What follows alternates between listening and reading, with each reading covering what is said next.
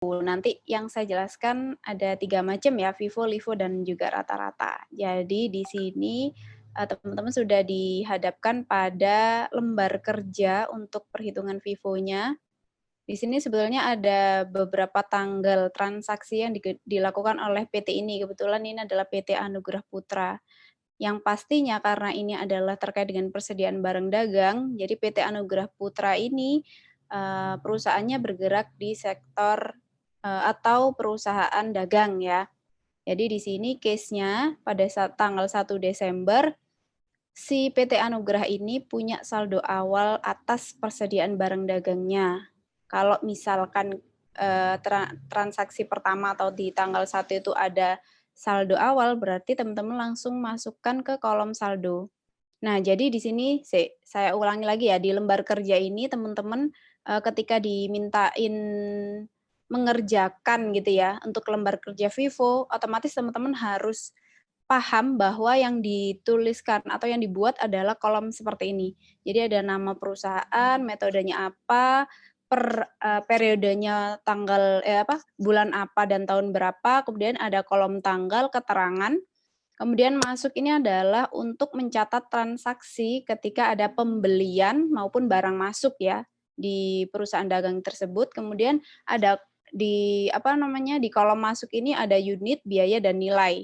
Jadi unit ini berapa unit yang masuk, nanti kemudian biaya ini adalah harga per unit yang dibeli oleh perusahaan tersebut, kemudian nilai ini adalah hasil kali antara unit dan biaya. Nah, kemudian selanjutnya ada yang namanya kolom keluar. Nah, kolom keluar ini terkait dengan transaksi penjualan yang dilakukan oleh perusahaan. Jadi asumsinya bahwa barang yang sudah dibeli oleh perusahaan tadi berhasil dijual gitu ya oleh perusahaan. Nah, di sini ada 3 kolom lagi, ada unit, biaya, dan juga nilai. Unit itu adalah unit yang dijual oleh perusahaan, biaya itu adalah harga jual yang kita patok gitu ya. Kemudian nilai ini adalah sama hasil kali antara unit dan juga biaya. Kemudian di kolom terakhir ada yang namanya saldo. Karena apa? Asumsinya perusahaan ini bahwa kegiatannya itu secara kontinu gitu ya. Kalau kegiatannya secara kontinu berarti kita pasti punya saldo awal dan juga saldo akhir. Biar kelihatan saldo awalnya berapa, saldo akhirnya berapa, maka harus ada yang namanya kolom saldo. Di sini juga terbagi menjadi kolom unit, biaya, dan juga nilai. Nah, untuk per transaksi teman-teman harus memasukkan satu persatu ya. Contohnya di tanggal 1 Desember, di sini ada saldo awal, teman-teman langsung masuk ke kolom saldo yang paling kanan. Unitnya berapa, biayanya berapa, biaya itu kan harga per unit ya. Kemudian dikalikan, harga per unit dikalikan unitnya, sehingga nilainya adalah 50.000. Nah, tadi Mas Aji gitu ya, bilang bahwa ternyata Bu, di akuntansi biaya juga ada nih metode yang seperti ini. Iya, cuman peruntukannya berbeda ya. Kalau ini kita terkait dengan perusahaan dagang, masuk dan keluarnya barang di perusahaan dagang. Tapi kalau di akuntansi biaya, itu adalah terkait dengan produksi yang dilakukan oleh si perusahaan. Karena yang dibahas di akuntansi biaya itu adalah perusahaan manufaktur gitu ya. Biasanya kan perusahaan harus mencatat persediaan barangnya atau persediaan bahan bakunya terkait dengan berapa sih yang keluar, berapa sih yang masuk gitu ya. Sama aja beli bahan bakunya berapa, kemudian keluarnya itu kalau dalam hal ini perusahaan dagang itu adalah dijual ke perusahaan lain gitu ya istilahnya. Nah, tapi kalau di akuntansi biaya itu adalah dipakai oleh pihak gudang untuk apa? Diubah menjadi produk jadi, seperti itu. Nah, yang selanjutnya di sini ada tanggal 4 ya. Ternyata di sini ada transaksi yang namanya pembelian. Nah, di transaksi pembelian ini ternyata perusahaan membeli 400 unit barang dengan harga per unitnya adalah 510. Berarti harus dicatat di kolom masuk gitu ya. Kemudian kita harus menghitung nilainya. 400 kalikan 510 sehingga nilainya 204.000. Ketika sudah kita catat di kolom masuk, kita harus satukan dengan saldo awal yang sudah kita punya. Jadi jangan lupa di tanggal 4 ini, saldo yang tadi tanggal 1 teman-teman catat lagi di sini. Nah, di sini dicatat lagi, biaya masih tetap dan nilainya juga masih tetap. Kemudian bagaimana untuk yang tanggal 4? Teman-teman masukkan di bawahnya sesuai dengan panah saya ini. Nah, dimasukkan di bawahnya seperti ini. Kemudian dicatat unitnya berapa, biayanya berapa, dan nilainya berapa. Kenapa tidak langsung ditotal saja, Bu? beda karena metode pencatatannya adalah seperti ini. Supaya lebih mudah nanti kita untuk penggunaan barangnya atau mengeluarkan barangnya. Karena apa? Kita punya 3 metode yang berbeda. FIFO, LIFO, dan juga rata-rata. Gunanya seperti itu. Kalau yang langsung dijumlah adalah rata-rata. Gitu. Mungkin dari sini dulu. Teman-teman ada yang mau didiskusikan. Karena ini juga sambil mengingat-ingat ya. Gitu. Sepertinya belum sih, Bu. Belum Udah ya, jadi paham, ya. bisa saya lanjut di tanggal 5 Desember. Ternyata di tanggal 5 Desember itu ada penggunaan sebesar 300 unit atau penjualan ya yang dilakukan oleh PT Anugrah sebesar 300 unit. Nah, kita harus merujuk kepada metode yang kita gunakan untuk pencatatan tanggal 5 Desember. Karena metode yang kita gunakan adalah FIFO, yaitu first in, first out. Jadi, yang pertama kita keluarkan adalah yang pertama masuk, seperti dengan judul metodenya gitu ya. Yang pertama masuk, yang pertama keluar, atau first in, first out. Yang pertama masuk yang mana? Tentunya saldo kita.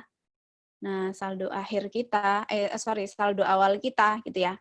Saldo awal kita adalah kita punya 100 nih di saldo awal dengan harga Rp500 per unitnya. Jangan lupa nilainya tetap dituliskan. Nah, kita kan butuh 200 lagi ya karena tadi di saldo awal baru punya 100. Berarti kita bisa mengurangi barangnya kita gitu ya di tanggal 4 yang sudah kita tulis di saldo. Kita ngambil berapa? Ya sesuai dengan kebutuhan kita, yaitu 200 unit. Nah, dari 400 ini kita tarik deh ke sini. 200 unit. Harganya berapa atau biayanya berapa? Ya sesuai dengan harganya si 400 unit tadi gitu ya. Karena kan kita ngambilnya dari 400. Sehingga biayanya atau harga per unitnya adalah 510. Untuk nilainya silakan menyesuaikan saja unit dikalikan dengan biaya.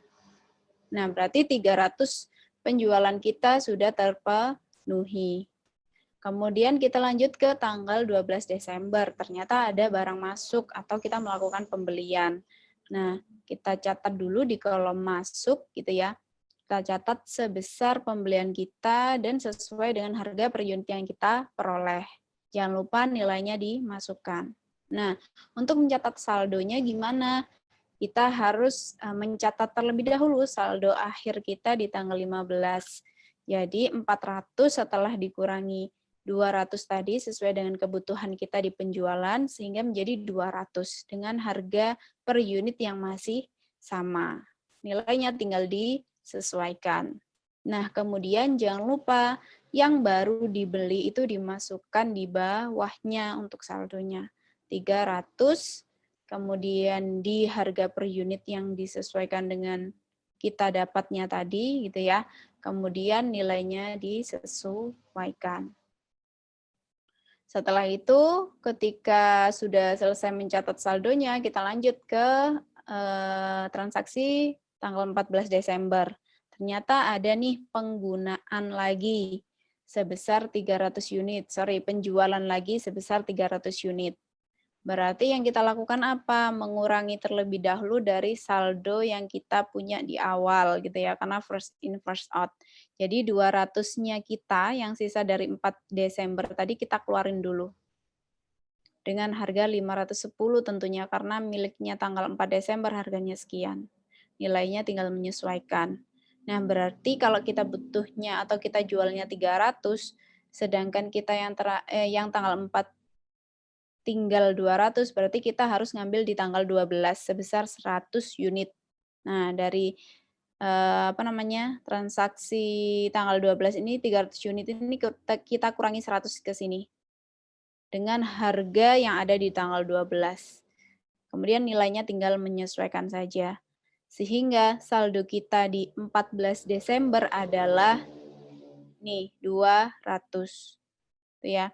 200 ini dari 300 saldonya pembelian kita di tanggal 12 dikurangi dengan yang sudah kita jual di tanggal 14. Di yang kedua ini. Sehingga saldo kita di tanggal 14 tinggal 200 unit dan untuk harga jualnya adalah dari pembelian di tanggal 12. nih 520. Itu ya, nilainya tinggal menyesuaikan. Nah, seperti itu langkah-langkah yang ada di FIFO atau first in first out. Selanjutnya teman-teman tinggal mengikuti. Ya kalau ada pembelian ya dicatat di saldo yang terakhir berapa dulu dicatat, kemudian pembeliannya ditambahkan di bawahnya. Kemudian kalau ada penjualan lagi, berarti yang paling atas dulu dikeluarkan, baru misalkan masih kurang, mengurangi yang bawahnya di saldo kita. Nah, yang tanggal 26 ini harusnya masih ada ya saldonya di sini, cuman saya berarti kelupaan nulis nih di sini. Berarti kan harusnya sisa 100 di harga 530 nih. Ini harusnya dicatat dulu di sini ya. 100 di harga 530 dengan nilai 53.000. Baru nanti beranjak ke tanggal 27. Tanggal 27 kalau ada pembelian ya jangan lupa ditulis dulu saldonya, kemudian pembeliannya ditaruh di bawahnya. Pun begitu dengan tanggal 30, kalau ada kebutuhan berarti kita kurangi dulu yang atas saldonya, kita ambil, kemudian sisanya kita ambil di transaksi setelahnya atau saldo setelahnya. Nah, kemudian jangan lupa sisanya ditaruh di tanggal tersebut. Misalnya di tanggal 30 ya harus ada saldonya. Nah, hal ini memudahkan kita gitu ya, ketika ingin melihat berapa sih yang ada saldo kita tinggal berapa. Nah, itu kan akan lebih mudah. Karena sistem atau metode FIFO, LIFO, dan rata-rata ini adalah sistem periodik. Jadi kalau sistem periodik itu per periode kita harus selalu atau rutin untuk melakukan pencatatan gitu ya. Ini teman-teman pakai Zoom-nya yang biasa tah? Iya, Bu. Oh, nggak bilang, saya punya yang premium. Gimana, Bu, jadinya, Bu? Dilanjut atau gimana? Boleh dilanjut nggak apa-apa, pakai Iya, Zoom saya juga boleh nanti ya. iya, Bu. Iya, iya, Bu. Mohon maaf, Bu. Nggak apa-apa, nggak apa-apa. Mungkin di sini teman-teman ada yang mau ditanyakan dulu. Sebetulnya gampang sekali kok untuk pencatatan FIFO, LIFO rata-rata ini. Cuman mungkin teman-teman perlu mengingat-ingat kembali gitu aja. Iya, Bu. Gitu. Mungkin ada yang ditanyakan dulu untuk metode ini. Udah paham sih, Bu, untuk metode FIFO ini, Bu. FIFO Dari paham runtutan ya. awal. Kita lanjut Ya, ke LIFO ya. iya. Nah, jadi di LIFO ini kebalikannya. Kalau tadi yang kita catat adalah atau yang kita kurangkan ketika ada penjualan adalah yang awal dulu, tapi kalau LIFO ini adalah kebalikannya. Jadi yang terakhir dulu yang kita kurangi. Jadi seperti transaksi sebelumnya urutannya sama, cuman karena metodenya berbeda, jadi pencatatannya pun teman-teman lihat di sini kan sangat berbeda juga ya. Jadi di sini tetap di tanggal 1 teman-teman harus mencatat saldonya berapa. Di kolom saldo ada berapa unitnya, biaya atau harga per unitnya berapa, dan juga nilainya berapa. Kemudian di tanggal 4 ada pembelian nih, masih sama. Jadi dicatat dulu saldonya berapa, baru pembeliannya dilakukan, ditulis lagi di bawahnya, ini ya. Nah, ternyata di tanggal 5 kan ada penjualan kita. Nah, yang kita catat harus yang mana dulu? Karena memang kita menggunakan metode LIFO, last in first out, atau yang terakhir masuk adalah yang pertama keluar, maka milik kita tanggal 4 Desember dulu yang keluar. Jadi kita mengurangi 300 yang kita jual tadi adalah dari 400 ini. 400 ditaruh sini, yang 300, sisanya kita taruh sini. Kita taruh yang kedua ini. Nah, karena memang menguranginya dari 400, jangan lupa yang dicatat terlebih dahulu tetap yang saldo awal ya. Di yang tanggal 5 Desember, kita kan selalu harus mencatat saldonya kita. Jadi saldonya kita untuk tanggal 5 Desember, untuk saldo awal kita banget ini dicatat dulu, baru sisanya yang diambil dari tanggal 4 Desember. Ya, 100 di harga 500 pada nilai 50.000 dan 100 di harga 510 pada nilai 51.000. Nah, kita lanjut ke transaksi tanggal 12 Desember. Di sini kita punya 300 unit yang kita beli dengan harga 520 dan nilai 156.000. Jadi yang kita catat di saldo terlebih dahulu adalah seperti biasa saldo awal kita yang awal banget itu, kita catat lagi. Kemudian sisanya kita di tanggal 4 Desember kita catat lagi, baru pembelian kita yang paling baru gitu ya, di tanggal 12 Desember dicatat. Nah, sebetulnya kalau teman-teman mencatatnya urutan terus kayak gini kan mungkin bingung ya, yang transaksi tanggal 1 Desember itu yang mana aja, yang 5 Desember yang mana aja. Nah, mungkin bisa atau solusi yang bisa saya berikan adalah mungkin perlu dipertebal untuk garis yang per tanggal. Jadi kalau 1 Desember kan 1 baris ini aja. Kalau 4 Desember kan 2 baris ini.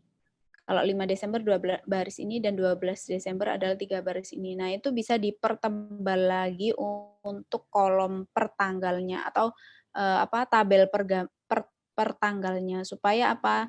Nggak bingung untuk melihat saldonya itu ternyata di 12 itu jumlahnya berapa sih gitu.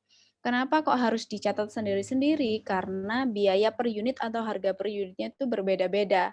Jadi harus tetap ditulis sendiri-sendiri ketika harga per unitnya berbeda atau tanggal transaksinya berbeda. Seperti itu.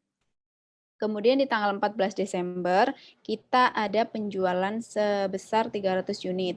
Nah, karena memang metode kita LIFO gitu ya, berarti yang terakhir nih yang kita ambil. Jadi 300 yang kita beli terakhir kali di tanggal 12 Desember itu kita keluarkan terlebih dahulu dengan harga per unit 520. Kemudian nilainya 156.000. Seperti itu. Mungkin untuk metode LIFO ada yang ditanyakan? Jadi Saya repetition-nya sama ya. Saya mau tanya Bu, untuk LIFO dan VIVO Boleh. ini ya Bu ya. Nah, untuk metode ini yang biasa digunakan ketika kita membuat laporan itu yang mana sih Bu? Atau ada kayak kriteria khusus, oh ketika keadaan seperti ini maka menggunakan LIFO, atau ketika keadaan seperti ini menggunakan VIVO. Itu gimana Bu? Oke, bagus ya pertanyaannya. Jadi memang kita harus menyesuaikan dengan barang apa sih yang kita jual gitu. Jadi metode yang kita gunakan itu adalah menyesuaikan dengan perusahaannya kita itu jual apa gitu ya. Kalau misalkan menjual makanan gitu ya, berarti kan yang cocok metode apa kira-kira? Yang first in first out. Kenapa? Kenapa? Karena kalau misal makanan terlalu lama basi nggak sih Bu, ketahanan Nah, makanannya? iya betul. Jadi memang sangat tergantung sama perusahaannya. Gitu ya. Kalau misalnya kita menjual makanan, berarti memang yang tepat adalah kita menggunakan metode FIFO. Jadi memang diperuntukannya berbeda-beda ya. Kalau makanan karena ada expired date-nya, apalagi kalau makanannya itu cepat busuk, berarti harus menggunakan metode FIFO. Tapi kalau misalkan kita jual baju, berarti kita cocoknya pakai apa?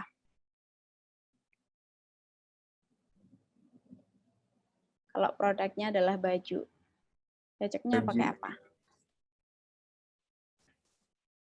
Pakai VIVO juga bisa nggak sih Bu? Vivo bisa, Livo bisa. Kenapa seperti itu? Karena kalau Vivo berarti konsepnya kita adalah segera menjual, segera dapat keuntungan gitu ya. Tapi kalau Livo bisa aja karena apa?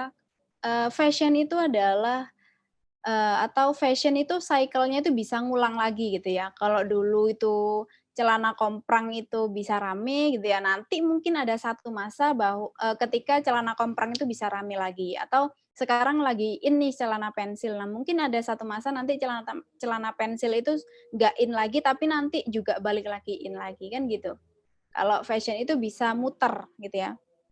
Masih nggak ada expired date-nya kayak makanan ketika nggak dipakai itu langsung basi gitu ya, tapi nanti fashion itu bisa mengulang lagi gitu ya. Jadi LIFO pun juga masih bisa gitu. Iya, paham Bu. Terima kasih. Ya, sama-sama. Berarti kita bisa move ke rata-rata nih. Nah, untuk di rata-rata ini, kalau teman-teman lihat dari tampilan tabelnya gitu ya, dia lebih simpel. Karena apa? Rata-rata itu langsung gitu ya, model perhitungannya itu langsung ngambil gitu ya. Karena dari asumsinya biayanya itu dilebur jadi satu ketika ada pembelian baru. Gitu. Jadi kalau untuk cara-caranya seperti di tanggal 1 itu masih sama, dituliskan di saldo, cuman ini ketutupan ya teman-teman ya. Ini sebetulnya 100 di harga 500 dengan nilai 50.000. Nah, ternyata di tanggal 4 Desember ini kita ada pembelian kan 400 unit di harga 510 dengan nilai yang disesuaikan ini. Nah, caranya kita nyatet gimana gitu ya. Jadi kita harus menjumlahkan unitnya dulu, unit dan unit gitu ya. 100 ditambahkan 400 ditaruh di saldo pada tanggal 4 Desember. Ketika selesai, yang kita tambahkan untuk kedua kalinya adalah nilai dengan nilai. Jadi nilainya si saldo awal dengan nilainya si tanggal 4 Desember ditambahkan dulu, kemudian ditaruh di sini nih, nilai di saldo. Nah, untuk biayanya kok berubah sih, Bu? Iya, karena biaya ini atau harga per unit kita dapatnya dari nilai baru dibagi dengan unit baru. Nilai baru ini dibagi dengan unit baru. Jadi di tanggal 4 Desember itu karena ada pembelian berarti kita membentuk harga baru. Tapi kalau kasusnya kayak di tanggal 5 Desember ini gitu ya, tanggal 5 Desember ini kita ada penjualan sebesar 300 unit. Jadi kita ambil dari saldonya kita yang 500 unit ini, kita taruh sini 300, kemudian kita tuliskan di saldo kita. Ternyata 500 dikurangi 300 kan otomatis 200. Kita punya saldo 200. Nah, untuk harganya kita menggunakan harga yang terakhir. Kalau untuk penjualan kita menggunakan harga yang terakhir. Jadi kita langsung comot nih harga terbarunya kita, 508 diletakkan di biaya ini atau harga per unitnya. Kemudian untuk nilainya tinggal teman-teman sesuaikan saja, unit dikalikan biaya, pun begitu dengan yang ada di saldo. Harga yang kita gunakan adalah harga yang terakhir, 200 dikalikan 508 ditaruh di nilai. Ketika ada pembelian berarti kita langsung mencatatnya di kolom masuk ini, entah itu unit biaya maupun nilai gitu ya. Untuk di saldonya kita langsung menambahkan seperti yang tadi caranya. Jadi 200 di saldo akhirnya kita tanggal sebelumnya, ditambahkan dengan pembeliannya kita 300 di sini. Kemudian kita taruh nih di saldo. Dan nilainya ditambahkan ya, nilai yang ada di saldo, kita tanggal sebelumnya, ditambahkan dengan nilai dari pembelian kita. Baru kita taruh sini. Nah, untuk harga barunya adalah nilai dibagi dengan unit. Teman-teman bisa taruh di biaya. Seperti itu repetition di harga rata-rata. Kayak gitu ya, tinggal diulang-ulang lagi gitu. Jadi kalau menurut saya yang paling simpel itu malah metode rata-rata. Jadi kita bisa melebur harga menjadi satu untuk pembelian dan kita bisa mengambil harga yang terakhir di penjualan. Gitu untuk metode rata-rata. Gimana teman-teman?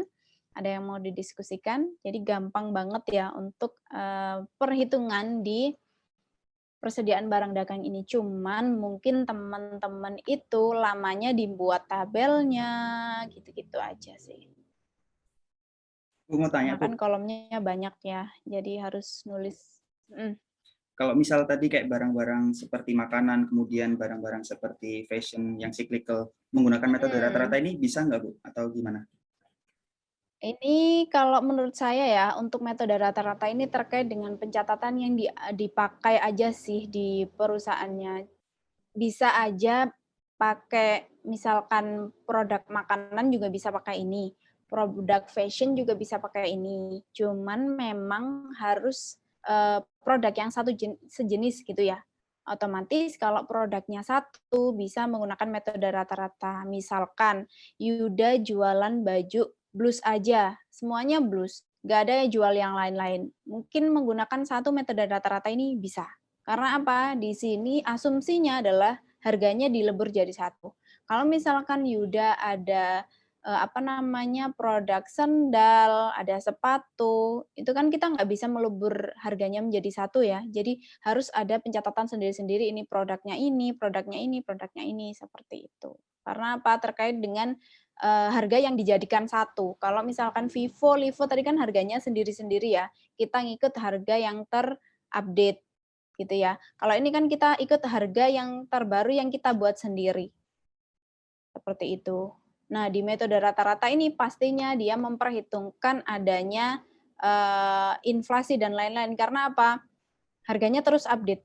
Jadi nggak hanya memperhitungkan harga yang baru kita dapatkan atau harga yang baru kita beli dari si pemasoknya kita atau dari si agennya kita gitu. Jadi yang bikin berbeda di sini adalah harganya yang terus update.